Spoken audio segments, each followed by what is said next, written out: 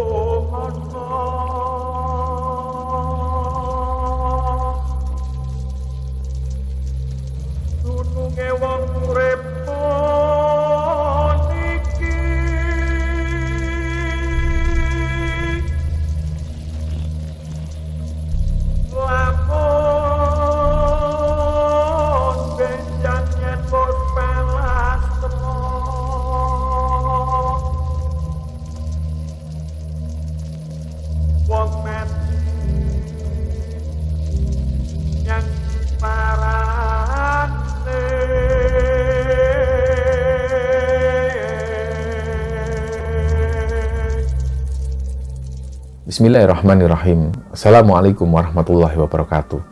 Sobat Kembara Sunyi dimanapun berada. Pada kesempatan kali ini kami akan berbagi kisah yang dibagikan oleh Sobat Kembara yang bernama Rizal dari Tulungagung, Jawa Timur. Sebelum kita masuk ke ceritanya, untuk teman-teman yang nonton tayangan ini dan belum subscribe, jangan lupa untuk subscribe lebih dulu agar channel Kembara Sunyi ini lebih berkembang lagi dan kami lebih bersemangat lagi dalam membuat konten-konten terbaru di Kembara Sunyi. Dan untuk teman-teman yang telah mendukung kami sejauh ini, kami mengucapkan terima kasih banyak. Semoga amal kebaikan teman-teman dibalas kebaikan berlipat oleh Allah Subhanahu wa Ta'ala.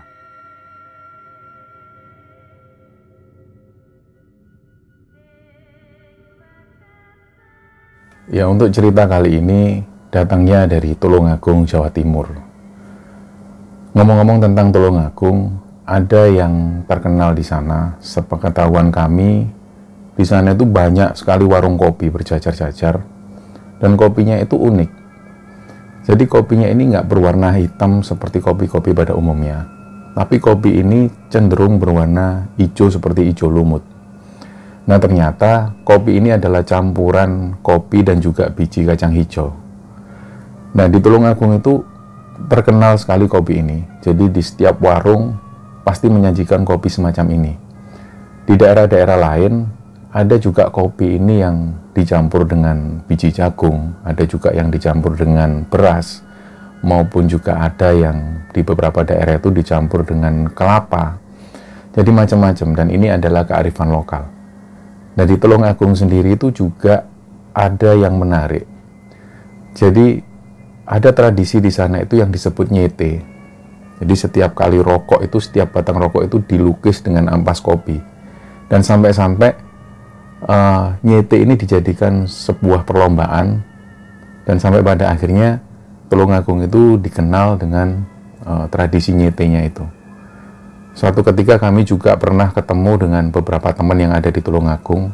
Pada saat itu ketika kami mendaki gunung, itu ada teman dari Tulungagung yang kebetulan juga membawa rokok yang sudah dicete itu. Jadi tradisi ini disebut cete dan aktivitasnya disebut nyete. Nah, mungkin ada teman-teman dari Tulungagung atau mungkin ada juga teman-teman yang di daerahnya ada tradisi seperti ini, bisa meninggalkan komentarnya di kolom komentar. Nah, dari cerita ini dikirim oleh Sobat Kembara yang namanya Rizal. Rizal ini aslinya dari Tulungagung, Jawa Timur. Waktu itu dia cerita kejadian ini pada saat si Rizal ini duduk di bangku SD, kira-kira kelas 5 SD. Nah, seperti kebiasaan anak-anak SD, sepulang sekolah, Rizal dan teman-temannya itu selalu main lebih dulu. Jadi mereka nggak pulang ke rumah lebih dulu, mereka main Sampai sekitar jam 3 sore barulah mereka pulang. Dan kegiatan mereka atau hobi mereka itu adalah mancing. Nah, ada satu lokasi favorit mereka. Itu lokasinya ada persis di belakang peternakan sapi. Nah, yang Rizal ketahui, peternakan sapi ini dimiliki oleh seorang pengusaha. Pengusaha ini namanya biasanya orang-orang itu menyebutnya dengan panggilan Kohlan. Nah, beliau tinggal di sana, nggak tahu dari kapan beliau ini memulai bisnis peternakan sapi, tapi yang jelas ketika Rizal tahu peternakan sapi ini dimiliki oleh Kohlan. Nah, di belakang peternakan sapi itu ada sungai. Sungai ini lokasinya favorit karena pohon-pohonnya besar dan rindang. Apalagi di sana itu banyak sekali ikan. Nah, jadi Rizal dan teman-temannya sering memancing di sana. Bahkan sering juga Rizal itu bolos ngaji untuk lebih memilih mancing di tempat itu. Padahal Rizal ini sudah sering dapat nasihat dari orang tuanya, termasuk teman-temannya itu juga sering dinasihati orang tuanya, bahwa tempat itu sebenarnya wingit. Terutama si Rizal ini sering dinasihati, "Sal, kowe ora usah mancing ning kono. Kono iku nggone singit." Nah, tapi karena anak-anak, namanya anak-anak, meskipun sudah ada nasihat dari orang tuanya, meskipun sudah ada larangan, tapi tetap aja mereka tetap melanggar peraturan itu. Jadi hampir 2 hari sekali, si Rizal dan teman-teman ini bawa peralatan mancing dan juga bawa jaring. Mereka mencari ikan di sana. Nah, sedangkan di depan peternakan Kohlan itu ada satu buah patung sapi. Patung sapi ini ukurannya nggak terlalu besar, tapi cenderung lebih mirip ke anak sapi. Jadi ukurannya seperti anak sapi dan patung itu ditempatkan persis di pinggir jalan raya. Nah, sedangkan di seberang peternakan itu ada satu rumah.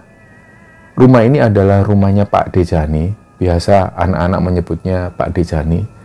Pak Dejani ini aktivitas sehari-harinya membantu di peternakan Kohlan itu.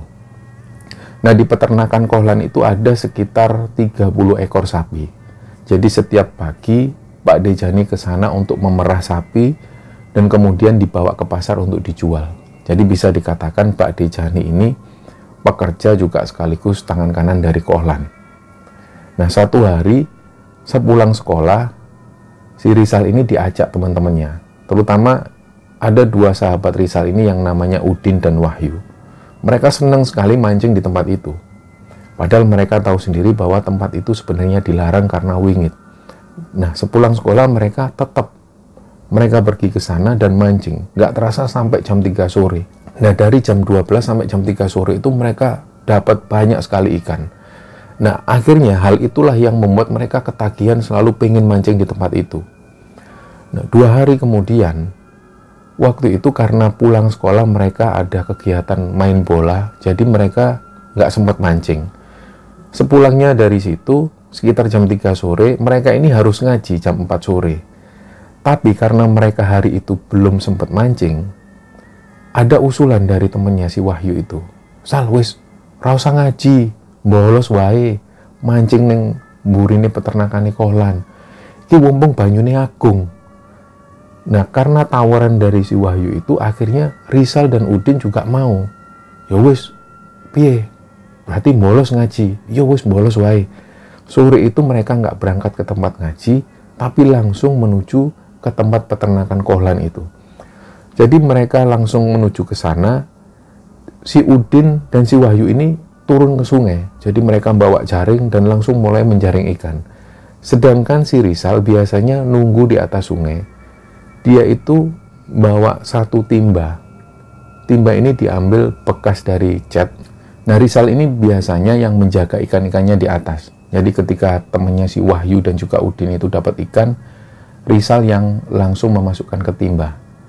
Nah, sekitar 1 jam kemudian, mereka ini sudah dapat banyak ikan sebenarnya. Sampai-sampai waktu itu hari ini sudah mulai gelap.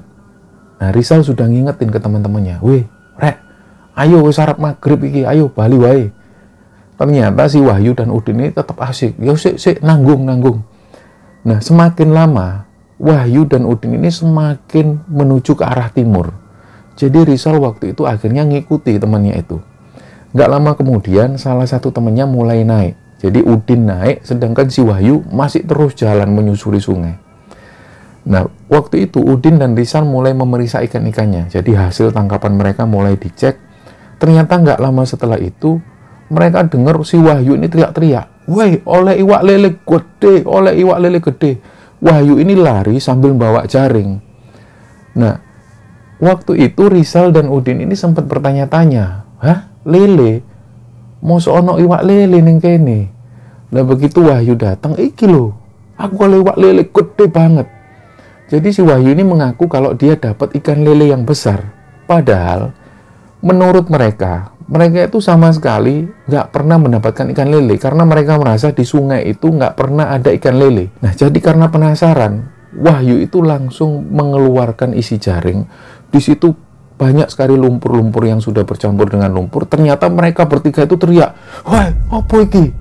Nah, ternyata yang ditangkap Wahyu, yang disangkanya lele itu adalah telapak tangan manusia.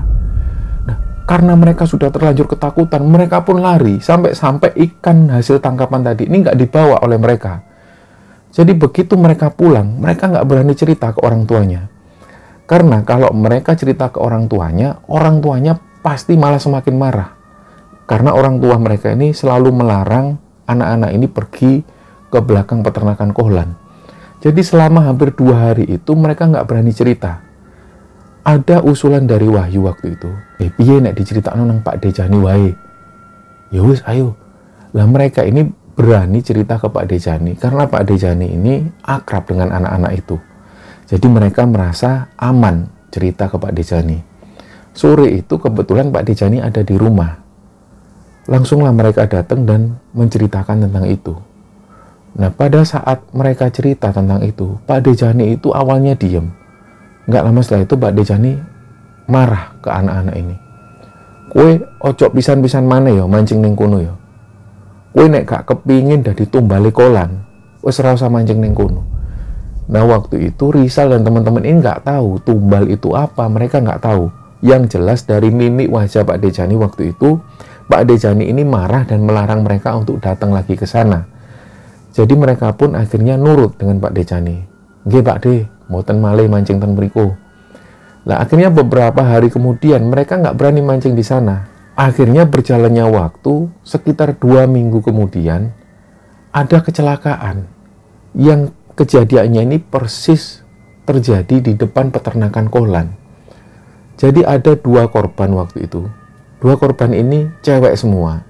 Mereka itu naik motor dan nggak tahu ceritanya gimana, tiba-tiba mereka jatuh sendiri.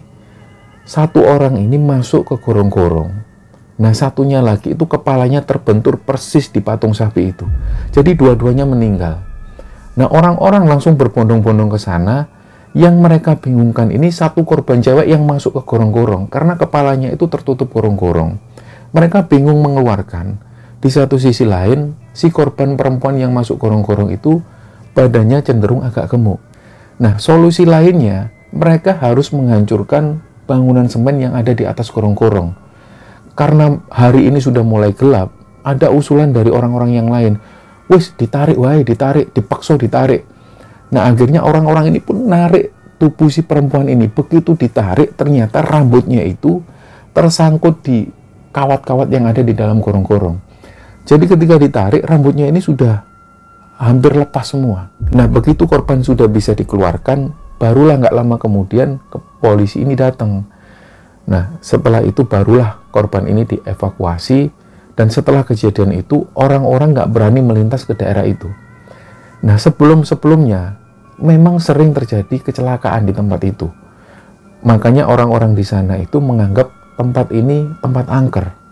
Dari situlah kemudian Rizal dan teman-teman itu dilarang sama orang tuanya untuk main di sana karena tempat ini memang wingit. Nah, ternyata setelah kejadian kecelakaan itu, banyak orang ini yang mengaku ditakutin sosok perempuan ketika lewat di daerah itu. Waktu itu ada 1 orang warga yang baru pulang dari hajatan. Dia ini mau nggak mau harus melewati jalan itu. Nah, begitu lewat di sana malam-malam, ternyata dia ini ngelihat ada sosok perempuan. Nah, perempuan ini duduk di atas patung sapi sambil lonjak-lonjak. Dan di bagian tangan kanannya itu kayak megang sesuatu. Karena orang ini sudah takut lebih dulu, jadi beliau itu langsung noleh ke arah kanan. Nah, tiba-tiba pas begitu lewat persis di depannya, si perempuan ini bilang, Pak, gelem ndas ta Pak sampean gelem ndas ta Pak, sambil gitu. Nah, orang ini pun akhirnya langsung terus melajukan kendaraannya. Ketika sampai di rumah, dia cerita ke istrinya. Nah, beberapa hari setelah itu ternyata ada lagi orang yang ditakuti sosok yang sama. Nah, perempuan ini tiba-tiba kayak lari, tapi lebih kepada melayang. Jadi waktu itu suami istri ini lewat persis di depan peternakan itu, tiba-tiba dia itu ngerasa diikutin sosok perempuan. Lah, perempuan ini nggak lari, tapi melayang. Dan melayang itu di tangan kanannya megang kepala. Kepala itu bisa dipastikan adalah kepala anak kecil. Nah, sekali lagi sosok perempuan ini sambil ngomong ke orang-orang tersebut, Pak, sampean gelem ndas ya Pak, sampean gelem ndas Pak, sampean gelem ndas Pak. Terus ngomong seperti itu. Jadi karena kejadian itu terus-menerus menghantui warga, warga pun akhirnya jarang yang lewat tempat itu, terutama di malam hari. Nah, nggak lama berselang, belum 1 minggu setelah kejadian kecelakaan itu, ada satu kecelakaan lagi yang menewaskan 1 orang pelajar SMP. Waktu itu saksi matanya adalah istri dari Pak Dejani. Istri dari Pak Dejani ini kebetulan ada di depan rumah. Karena rumah Pak Dejani ada persis di depan peternakan itu, jadi istrinya Pak Dejani ini ngelihat ke arah jalan raya. Tiba-tiba malam itu ada sepeda motor yang lewat. Begitu dia lewat, persis di depan patung sapi itu, tiba-tiba kemudinya itu langsung berbalik arah, dia itu kayak menghindari sesuatu dan nabrak. Nah, anehnya, ketika dia ini kecelakaan, kepalanya itu membentur patung sapi tersebut. Dan si anak ini langsung meninggal seketika di sana. Nah, nggak lama setelah itu, orang-orang langsung datang berbondong-bondong menolong korban tersebut. Setelah kejadian itu, semakin angker tempat ini. Jadi banyak orang yang nggak berani lewat sana. Apalagi Rizal dan teman-teman itu malah nggak berani lagi mancing di belakang peternakan tersebut. Nah, sampai beberapa bulan kemudian, Rizal ini kembali lagi ke sana. Mereka bersama teman-temannya berencana untuk mancing lagi di situ. Mungkin waktu itu Rizal ini sudah lupa dengan kejadian-kejadian yang pernah terjadi di sana. Begitu sampai di peternakan itu, Rizal ini dipanggil sama Pak Jani, "Weh, arep nang ndi?" Lah, karena sudah ketahuan sama Pak Dejani, mereka pun takut. "Ora Pak De, arep mancing yo. Wes ora usah, balik kabeh." Akhirnya Rizal pun mau balik. Begitu Rizal mau kembali ke arah pulang, Pak Dejani manggil, kene, tak kandani kabeh." Lah, Rizal dan teman-teman langsung menuju ke rumah Pak Dejani. Disinilah Pak Dejani itu cerita semua. Jadi awalnya Pak Dejani itu cerita, di depan rumah Pak Dejani ini sebenarnya lahan kosong. Nah, datanglah sepasang suami istri, dan waktu itu beliau ini datang bersama anaknya yang masih kecil. Begitu mereka datang ke sana, mereka membeli tanah tersebut dan dijadikan peternakan. Nah, karena Pak Dejani ini lokasinya dekat dengan peternakan tersebut, akhirnya Pak Dejani dipekerjakan di sana. Waktu itu Kohlan ini masih punya 3 ekor sapi. Disitulah Pak Dejani tahu bahwa Kohlan ini dulunya adalah sopir truk tangki pengangkut susu yang letaknya ada di kota sebelah. Jadi karena usaha itulah kemudian Kohlan ini membuka usahanya sendiri, membuka peternakan sapi itu. Nah, sampai 3 tahun kemudian, sapinya Kohlan ini masih 3, belum bertambah sedikit pun. Nah, sampai-sampai waktu itu tiba-tiba Pak Dejani ini merasa janggal. Karena biasanya, ketika Pak Dejani datang ke sana pagi-pagi untuk memerah susu, biasanya Kohlan itu didampingi istri dan juga anaknya ikut membantu memerah susu. Tapi berhari-hari kemudian, Pak Dejani ini nggak melihat anak dari Kohlan. Lah, waktu itu Pak Dejani ini berpikir positif. Mungkin waktu itu anaknya Kohlan ini dititipkan di rumah saudaranya atau di rumah kakek dan neneknya. Jadi Pak Dejani masih berpikir positif. Tapi beberapa hari kemudian, ketika Pak Dejani ini nggak melihat sosok anaknya Kohlan, tiba-tiba pagi itu ketika Pak Dejani ini sendirian memerah susu, beliau itu mencium bau bangkai yang busuk sekali. Dan Pak Dejani itu merasa janggal karena bau bangkai ini nggak seperti bau bangkai tikus maupun bau bangkai binatang yang lain. Keesokan harinya, ketika beliau menuju ke peternakan tersebut, diperas lagi sapi itu, beliau masih mencium bau tersebut. Nah, ketika hal ini diutarakan ke Kohlan, Kohlan ini memastikan ke Pak Dejani bahwa itu adalah bangkai tikus. Nah, nggak lama berselang, beberapa hari setelah itu, Pak Dejani nggak lagi mencium bau bangkai tersebut. Nah, sekitar 1 minggu kemudian, Kohlan ini datang dengan 2 orang tukang. Tukang-tukang ini disuruh Kohlan untuk bikin patung anak sapi yang diletakkan persis di pinggir jalan raya. Nah, nggak lama setelah patung sapi ini jadi, beberapa hari setelah itu, Kohlan ini beli 1 ekor sapi lagi. Ternyata 2 hari berselang, Kohlan ini beli 3 ekor sapi. Jadi total nggak sampai 1 tahun, Kohlan ini sudah beli 30 ekor sapi. Dan yang membuat Pak Dejani itu janggal, Kohlan ini tanpa utang ke siapapun, tanpa utang ke bank, tanpa utang ke orang. Nah, itulah yang membuat Pak Dejani itu agak bertanya-tanya. Tapi karena beliau itu menyimpan hal tersebut, jadi beliau tetap berpikir positif. Nah, setelah patung sapi ini berdiri, Pak Dejani itu juga merasa janggal. Karena semakin sering ada kecelakaan yang terjadi persis di depan peternakan itu. Padahal selama Pak Dejani tinggal di sana, yang lokasi rumahnya ini persis di pinggir jalan raya, Pak Dejani itu sama sekali nggak pernah lihat ada kejadian kecelakaan di sana. Tapi menurut Pak Dejani, semenjak adanya patung sapi ini, sering kali ada kejadian kecelakaan. Dan setiap kali kecelakaan, korbannya selalu meninggal secara tragis. Jadi Pak Dejani itu sering ngobrol sama istrinya, tapi beliau nggak mau cerita ke siapapun. Nah, dengan banyaknya kejadian kecelakaan yang terjadi di sana, Pak Dejani mulai bertanya-tanya, ini jangan-jangan Kohlan ini memang pakai pesugihan. Nah, setelah si Rizal dan teman-teman ini dapat cerita dari Pak Dejani, akhirnya Rizal itu semakin takut untuk mancing di tempat itu. Mereka pun nggak jadi lagi mancing, mereka pun pamit pulang. Dan hampir sekitar beberapa bulan kemudian, Rizal dan teman-teman nggak lagi datang ke peternakan itu.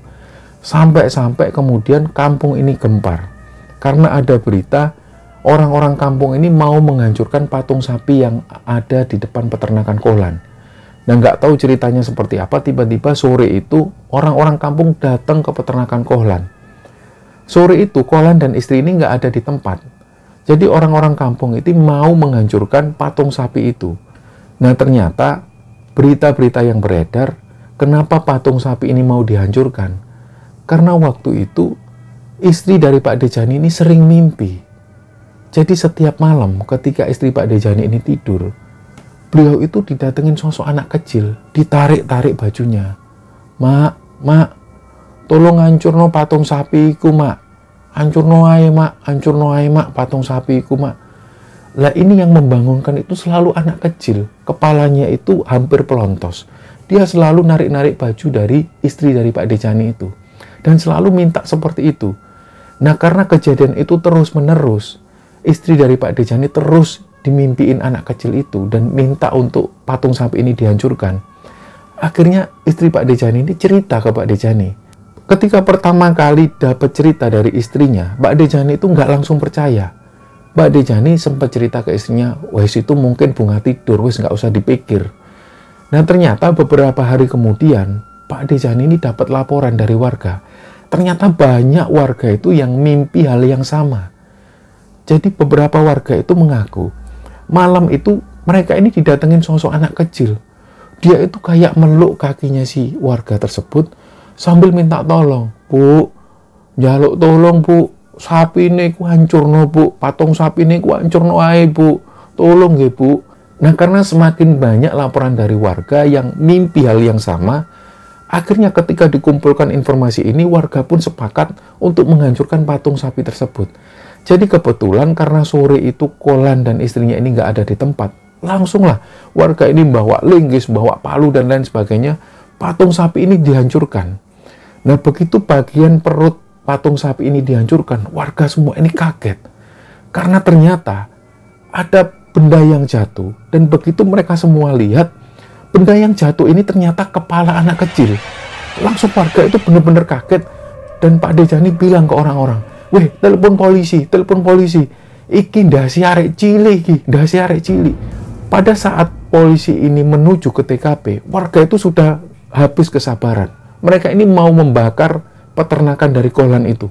Nah, ketika warga ini mau membakar peternakan Kohlan, polisi untungnya langsung segera datang dan bisa mengamankan lokasi dari peternakan Kohlan itu. Nah, yang jadi pertanyaan warga, kenapa kok sampai ada kepala anak kecil di dalam patung perut sapi itu?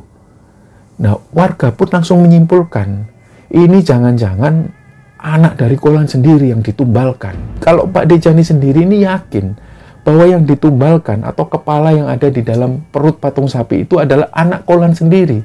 Karena Pak Dejani yakin, ketika pertama kali datang ke tempat itu dan membangun peternakan, Kolan ini datang bersama istri dan 1 orang anaknya. Nah, berjalannya waktu, Pak Dejani itu nggak melihat lagi sosok anaknya Kolan. Nah, disitulah ketika orang-orang dan juga Pak Dejani ini melihat ada kepala anak kecil di dalam patung perut sapi itu, Pak Dejani dan warga itu yakin bahwa ini adalah kepala dari anaknya Kolan sendiri yang memang sengaja ditumbalkan untuk usahanya Kolan. Nah, setelah kejadian itu, Rizal ini nggak tahu menahu tentang kelanjutannya.